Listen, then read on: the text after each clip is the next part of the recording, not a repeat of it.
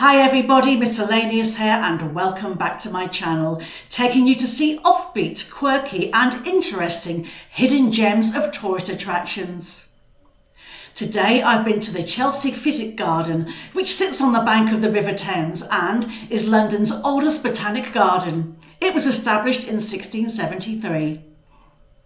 It's home to over 4,500 different species of plants with edible, medicinal or useful properties. Do come and take a walk in my shoes and I'll show you the manicured lawn and I'll show you the flower beds, which are alive with a profusion of colours and textures.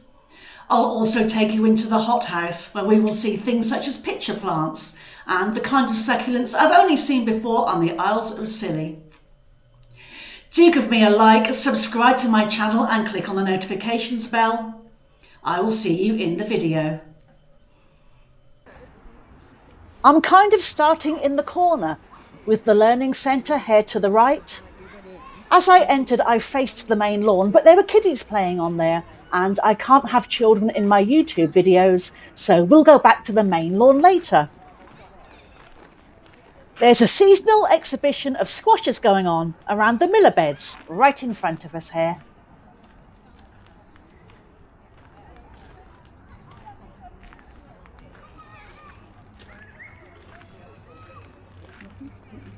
A quick spin around. There, did you catch the main lawn?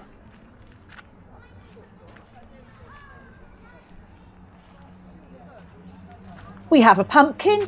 Well, it is Halloween soon, and other dangly things. Nothing wrong with a dangly thing.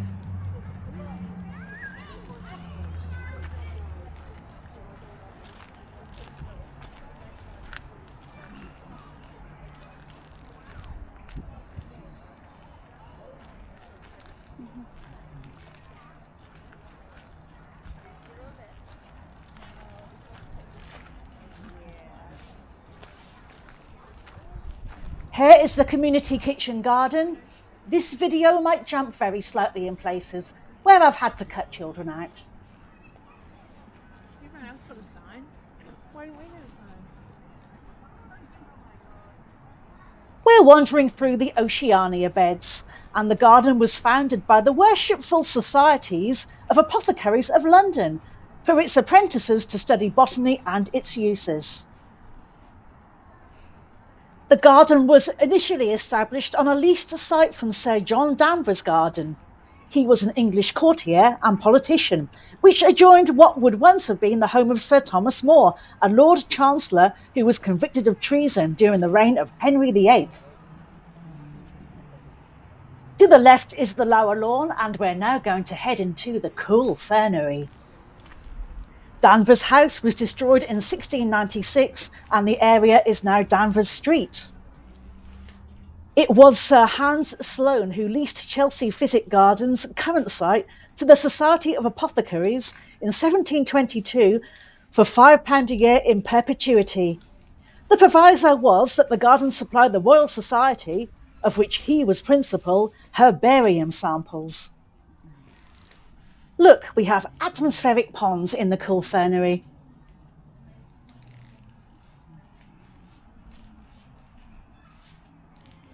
In England, these gardens are only surpassed in age by the University of Oxford Botanic Garden. This garden is truly unique as it's the only botanic garden focused on medicinal, herbal and useful plants.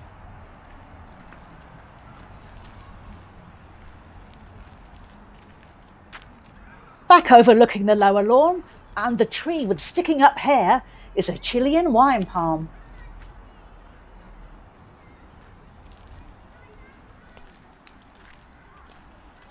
Entering the woodland walk, and over time parts of the garden have been lost to road development.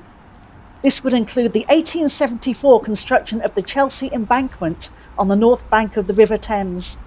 The garden is currently 4 acres in size.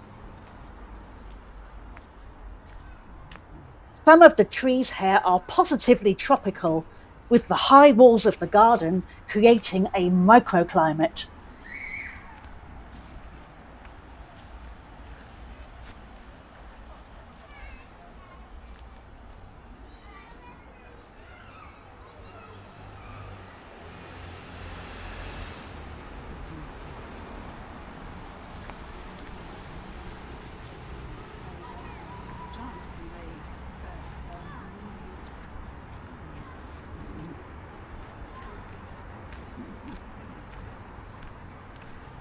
A wooden walkway in the woodland walk.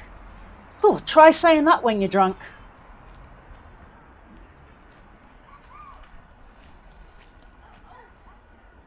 I assume the rustic grill on top is to nurture climbers during spring and summer.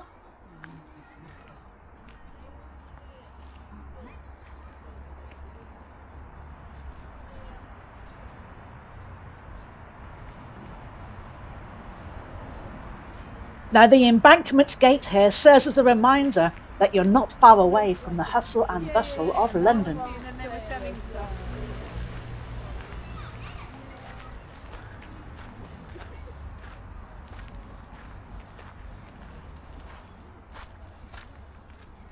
These are dicotyledon order beds. Dicotyledon means a flowering plant with an embryo that bears 2 seed leaves.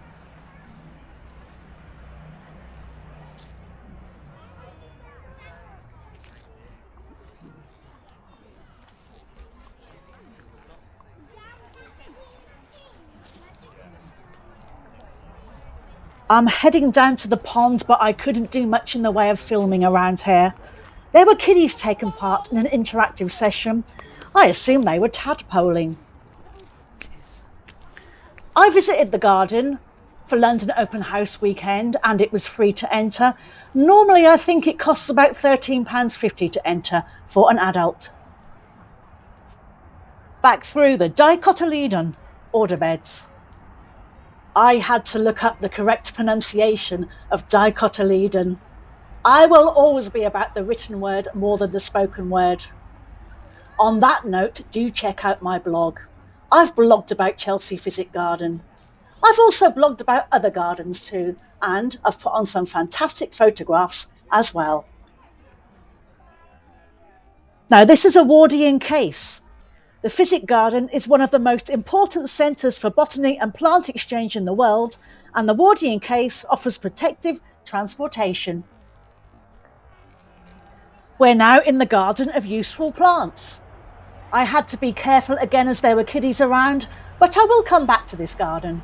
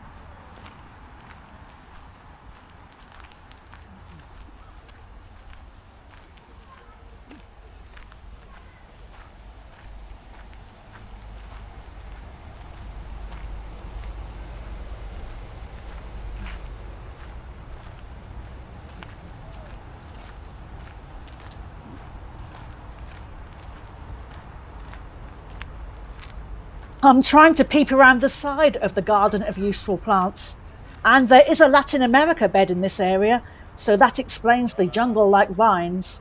As I said, I will come back to this area.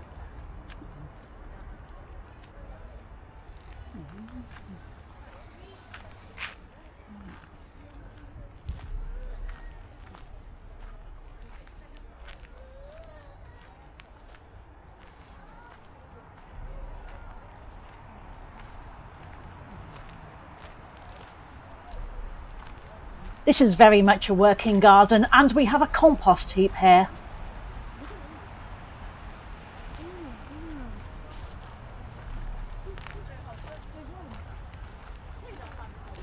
A crimsonbromeliad. I love these. I remember seeing these in Penzance. The climate is quite temperate in southwest England.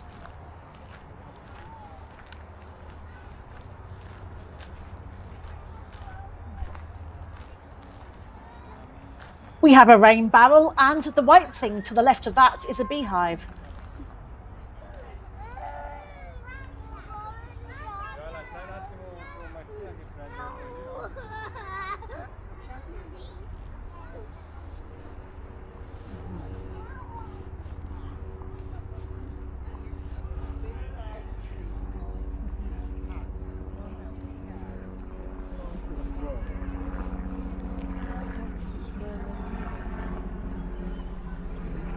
Now this is the garden of edible plants.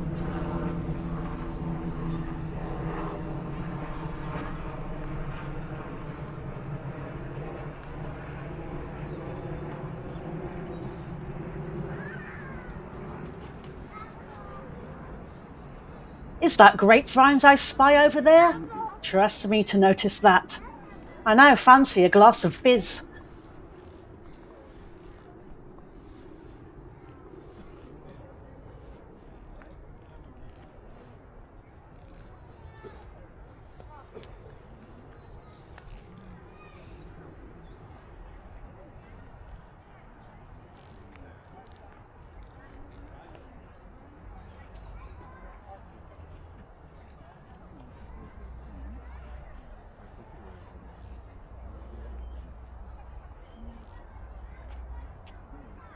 Now these ordered beds are a riot of textures, with pops of colour, but a word of warning, do expect to be bitten when you come here. Something made a meal out of me. And it wasn't a bloke, despite what you all might think.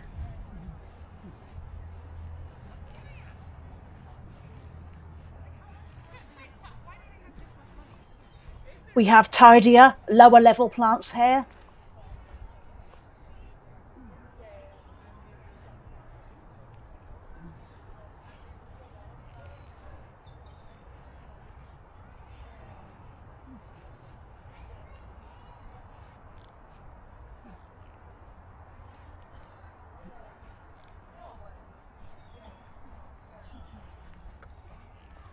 The Atlantic Islands border and a skinny tree. I love the texture of the trunk.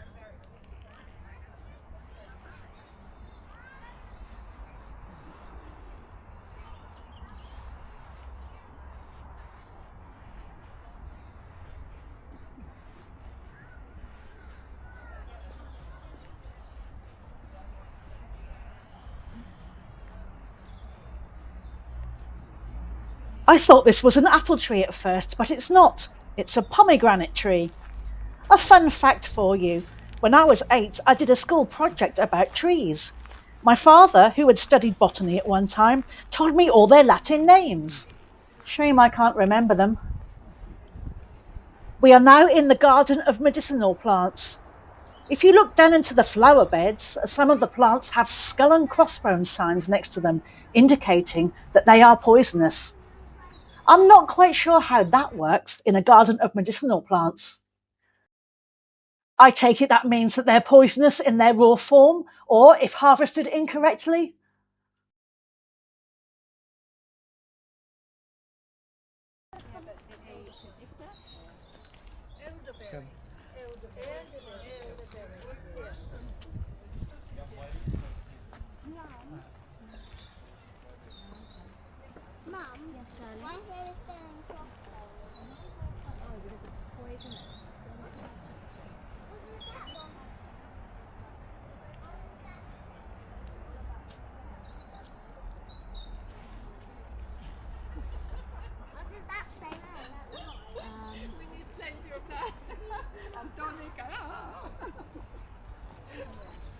Oh, there are little bugs here. Look. Oh my goodness.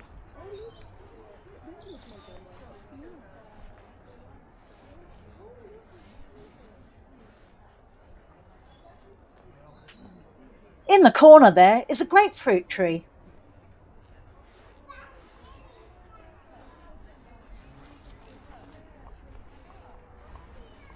This is a nice place to sit on a bench and contemplate a while.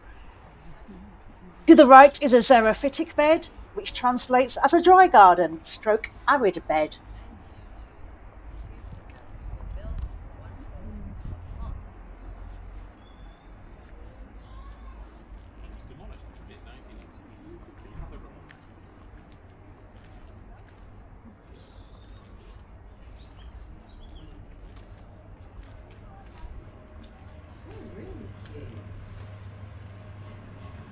Into a greenhouse, and aeoniums are succulents I've seen before in the Isles of Scilly. The purple version of these is my favourite.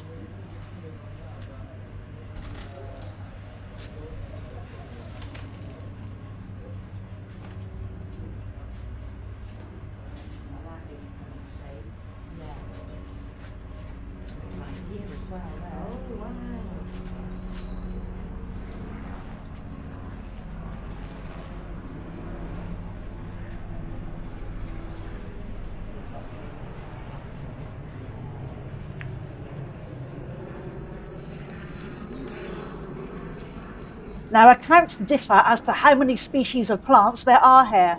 I've read 4,500 and I've read 5,000. So if you know, please do let me know in the comments.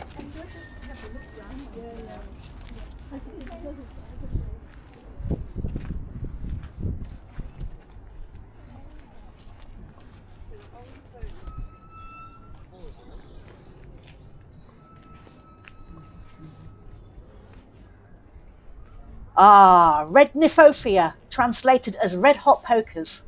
I've seen these on the Isles of Scilly as well.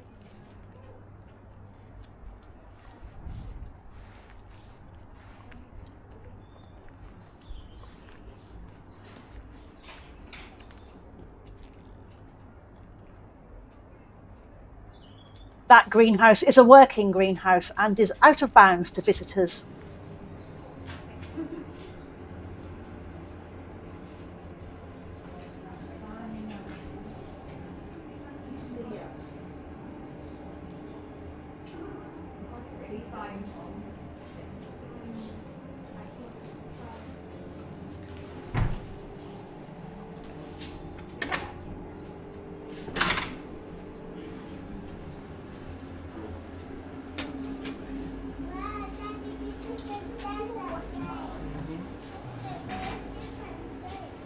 This is the tropical corridor glass house.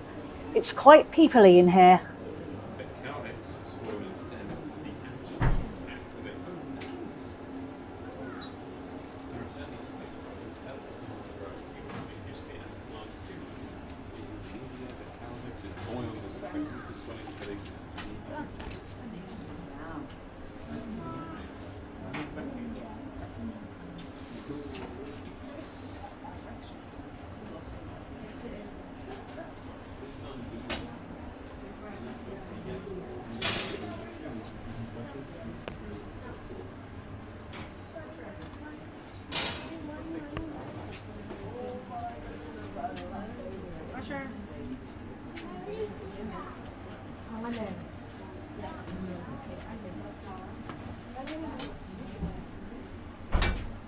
Pitcher plants are carnivorous and I've seen them before in Kew Gardens. Kew is massive though, you need all day to do that. Chelseaphysicgarden, I would say you can do it in an hour. I spent 2 hours here, I took my time.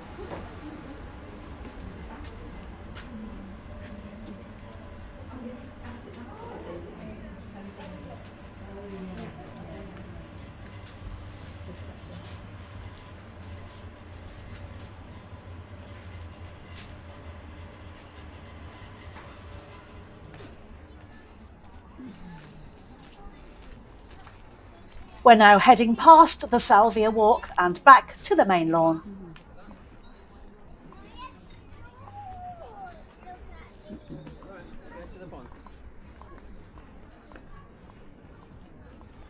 What does it say on your face? The main lawn is over to our right, and the spiral sculpture is a double helix representing DNA.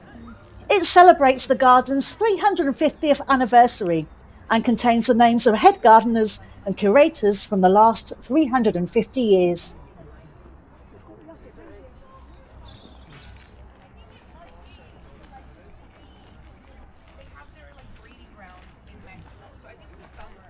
This statue is of Sirhanssloane, who I mentioned before, and is fairly new, dating from 2014. The original statue of him sits in the British Museum.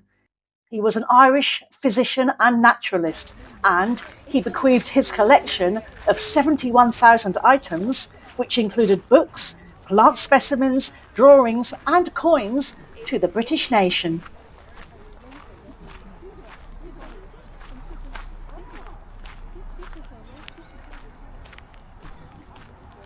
The garden became a charity in 1983, and it opened to the public for the first time in 1987. Walking through the twisty branches of the ginkgo biloba made me feel like I was somewhere tropical and not in England at the beginning of autumn.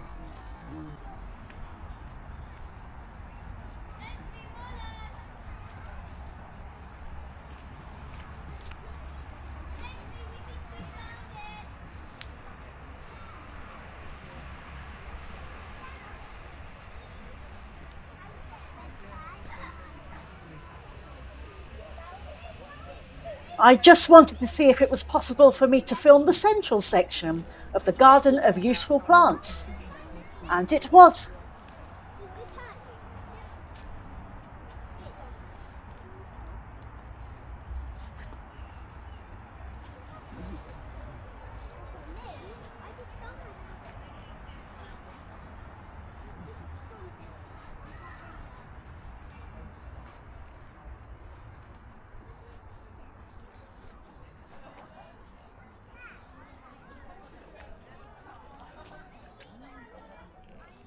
I'm by the Garden of Edible Plants, and the cardoon is also known as the artichoke thistle and is purple or pink in colour when in bloom.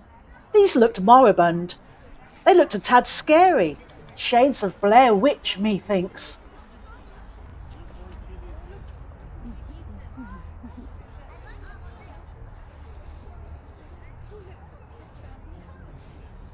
If you do come here, then make a day of it. You've got the National Army Museum nearby, also the Chelsea Embankment, which is nice for a little wander beside the Thames. You can see Albert Bridge and Chelsea Bridge from there, and you can also see the London Peace Pagoda over the water. That's a Buddhist temple built in 1985. Photographs are on my blog, as I mentioned before.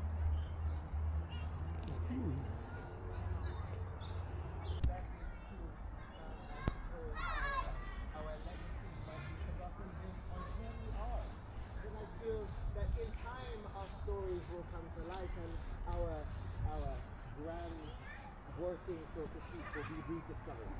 That would be nice. Why don't we go and discuss I will leave you with a final walk across the lower lawn.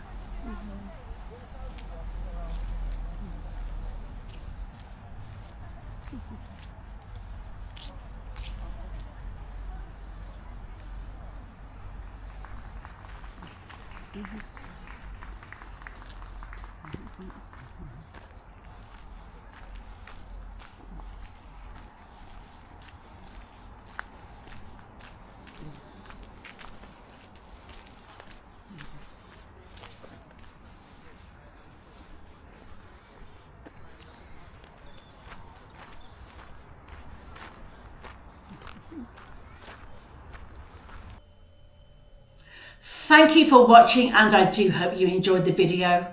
Leave me a comment telling me what you thought. If you're into gardens, you might like to see my vlogs about Worley Place Nature Reserve and Golders Hill Park. I will leave the links on the last page. Don't forget to give me a like, subscribe to my channel and click on the notifications bell. Come and see me soon for another miscellaneous adventure. Until next time, ta-ta for now.